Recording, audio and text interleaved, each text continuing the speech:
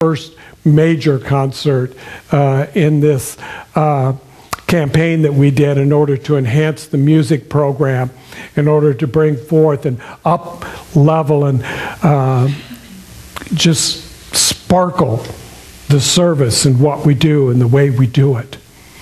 That's how great this is.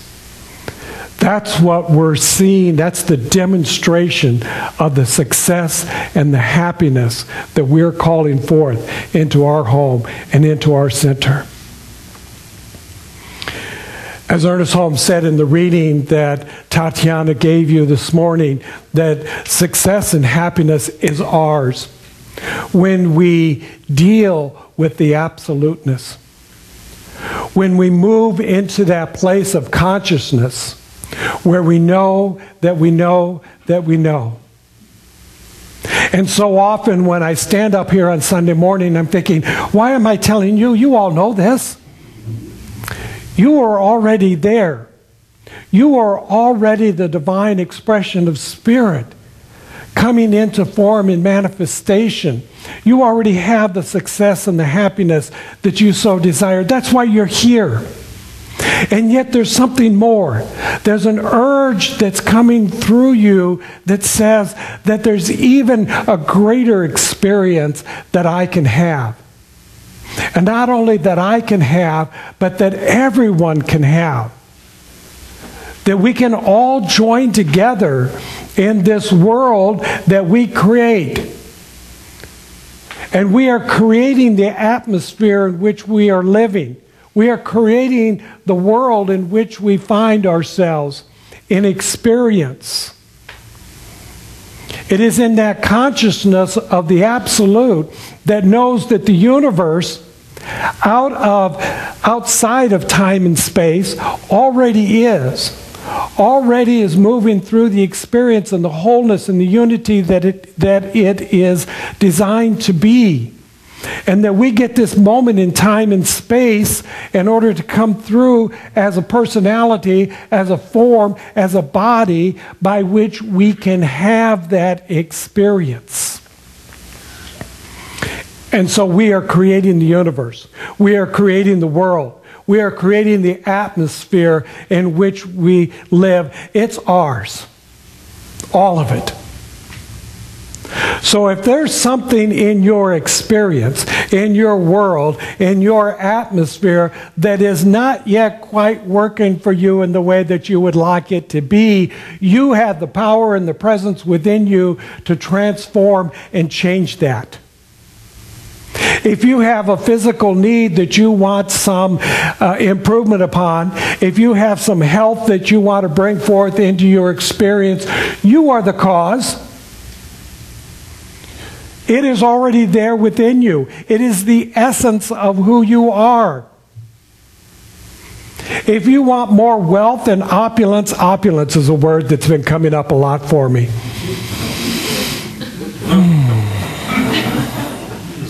Can you feel that? Living in opulence. Why not? Of course. Why do we not all travel first class? I think we should demand of the airlines that they only have first class.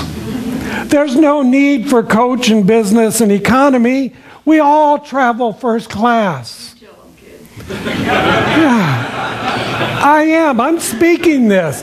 I'm declaring this as the truth because this is the life. This is the world that I choose to create, that I want to live in.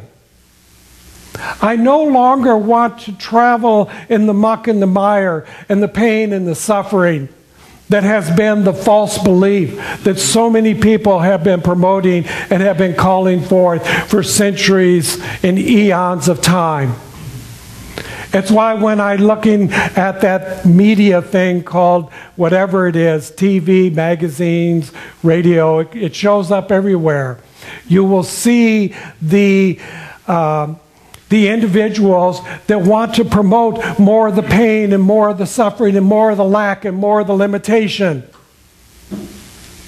They want to talk about their own greed or their own desires or their own wants, and they want to get in the way of anyone else having the experience of good except for themselves, because they have a belief that there's not enough. They have a belief that somehow the only way they can have their good is to take it from you. And that needs to stop. That needs to end. And we are the people, now is the time. And this is one of the philosophies, it's not the only philosophies, but it's one of the philosophies that brings forth a new world, a new thought, a new age that says we can transform the world. We can create a world that works for everyone. And the way that we do that, we have to be open. We have to be tolerant. We have to be willing to step forth and be the good that we want, that we declare. And we have to know not only for ourselves, but for everyone. You can no longer have the luxury of thinking that you are the only one in the world, that you're the only one that matters. It doesn't mean that you have to give up anything of yourself. It doesn't mean that you have to suffer for anybody else's greater good. It does require that you have to be willing to allow them to have their good also. So you have to learn to be tolerant. You have to learn to be willing. How often does the universe present to you at your front door something that is magnificent and great and divine, and then out of a false belief, a fear, a thought about lack or limitation, I'm not worthy enough, what will they think of me? How am I going to do that? How am I going to ever do that? And so we shut the door on the goodness that the universe is forever and always putting at our very footstep, asking only that we be willing to receive. So what does it mean to be willing to receive? Open your eyes. Sometimes it means you have to do the work. Sometimes it means you have to take the action. Sometimes it means you have to do something. Oftentimes I can hear people out there and they're saying, oh, you know, my life would be so much better if those people, if that person, if that institution, if somebody else would do the work, I would be fine. You know, we've seen this in relationships. You know, when people walk up and they'll say, I don't get it. You know, 5 marriages and I still haven't found the right person. Who's the common thread?